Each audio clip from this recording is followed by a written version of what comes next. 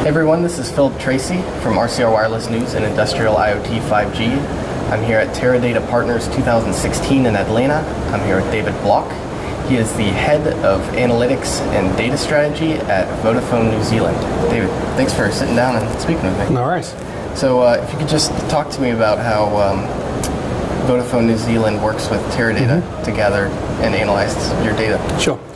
So our relationship with Teradata is we have the Teradata data warehouse appliance, but more so on the analytics side of things, we have Aster as well as a Hortonworks Hadoop cluster that sits under there. So we use Aster for all of our network intelligence data. So we're capturing real-time data, around 45 billion events a month from our cell network. The things that we do in that data is we basically enable the business to know more about our customers. So one of the topics I'll be speaking on here is actually we've got an interesting challenge in Vodafone New Zealand where our prepaid customers don't have to register any details. So if you're a prepaid customer, you can buy a SIM from a supermarket having not given us any information about who you are. So marketing those customers is very difficult and quite a different experience. So we've used the behavioral element of what we can capture from the data sets to actually identify who different customer groupings are. So one of the big ones for us is youth. We've recently launched a new product proposition called Vodafone Mates, which is very New Zealand as a concept, but basically that's targeted towards youth that are consuming quite a bit of data. And one of the different things about that is it allows them to set their pricing structure. So instead of being on a particular pricing schedule, they can say I want X amount of data and X amount of minutes, and this is the price I'll pay for it. That gives us all sorts of opportunities in terms of going to these people and making sure what we give them is quite contextually sensitive to what they need, and it's through the Aster Analytics functions that we've done that. Yeah. Great. And so you're able to extract data that you otherwise, or I guess identities that you otherwise wouldn't know. Is it based on, are you saying because this person used this much data, he or she belongs in this group? We go quite a bit deeper than that. So we have deep packet analysis, which basically allows us to see the types of packets that are being used. So we can tell the difference between Facebook traffic and any other traffic. So one of the big indicators of youth, for instance, is that they were using social services and they were uploading a lot of volume of pictures to those social services. So although we couldn't see the content, we can only see the metadata. We could see particular times of day, particularly around evenings. They'd be uploading pictures quite frequently to Instagram, so their upload volume would spike on those packets. Some of the other things that were quite interesting was we could start to look at the different makeups of international people within New Zealand. So New Zealand's a very multicultural nation. I think where I live in Auckland, 3 out of 4 people that live there are actually not born in New Zealand, which is quite amazing. So we could actually see what types of people are using our network. So WeChat, which is amazingly big in China, we can see that on our network, and we could actually start to identify different ethnicity groups and offer them different international travel options, which is pretty good. The other element of data that comes in is all the location sensor data. So we get cell site level information about where our customers are. And where we can do intelligent things with that are things like in the airport, we can tell the difference between visitors to the airport and travellers. And we can actually tell that difference before they've travelled. So we can offer them services such as roaming, and Vodafone has a very a good customer offering for roaming. So pretty much anywhere in the world, for $5 a day, you can use the data and information that you already have back at home. So it doesn't cost me any more being in America to use the same amount of data and the same amount of calling. So being able to preemptively offer that to someone that we know is in the travelling lounge has really helped us in terms of some of those business margins. So they can purchase that before they even travel. When they land, they're good to go. Yep. The only thing we can't tell, of course, is where are they going. So we can't say, we see you're going to Fiji for the week and here's a deal. But we can say, hey, look, it looks like you're about to travel and here's some information that might be useful for you. And that helps us in a number of ways. Other areas we've looked at that is actually around our charitable concept called Vodafone Foundation. So Foundation is actually across all of the group. So Vodafone New Zealand is a very small part of Vodafone Group. So I think we're about 3% of the total customer population, to give you an idea. But one of the things that we pride ourselves on is we punch above our weight in terms of the solutions that we have within New Zealand. So we're one of the first to really take DPI and make it work for us in terms of the customer space.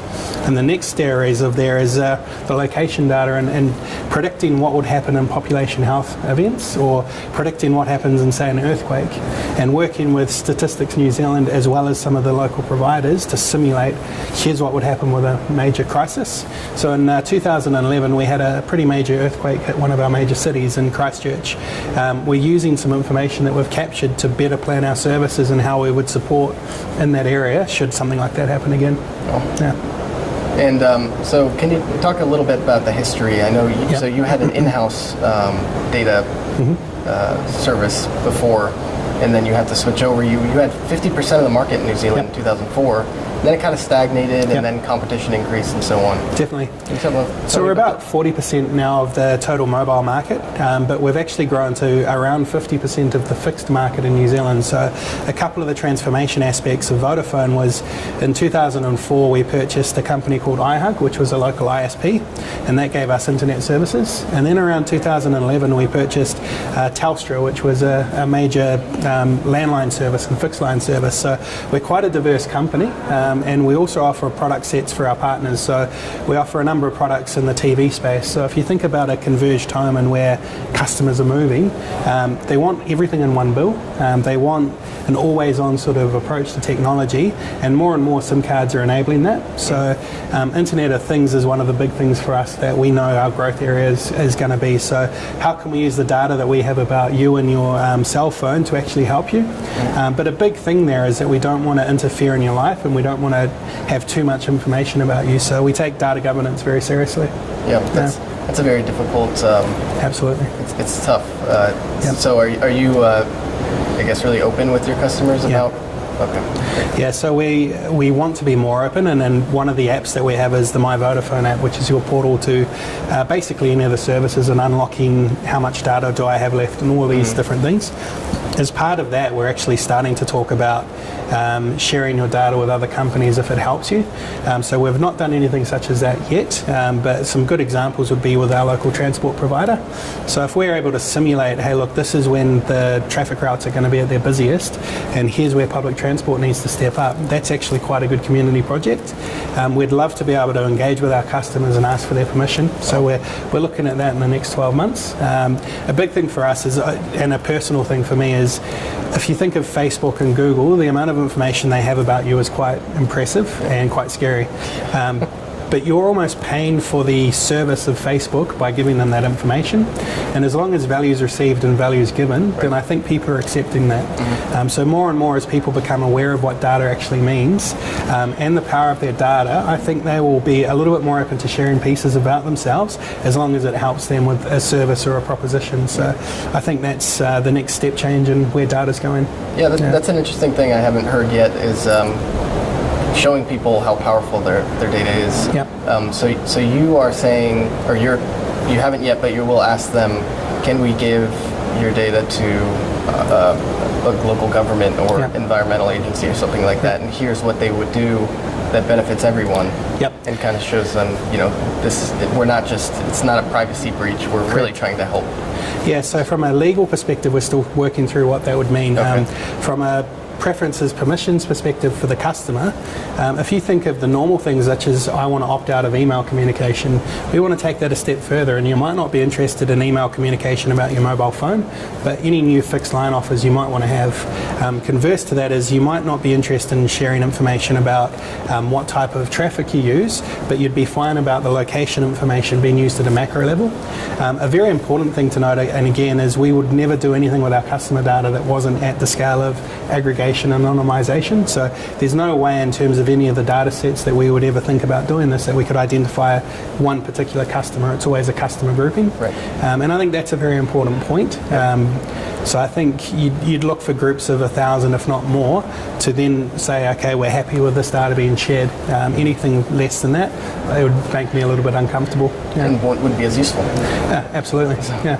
It's a win-win. So that in some locations in New Zealand, so New Zealand's very small compared to say America. So we have one metro city of about 1.5 million people, but most of the townships there are under 20,000 people, and they're scattered across quite a diverse nation. So I think the amount of landmass that we have is similar to the UK.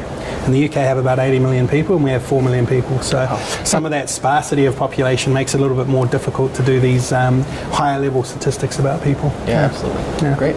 Well, perfect. Thank you very much for speaking with me, David. No worries. Pleasure. Great.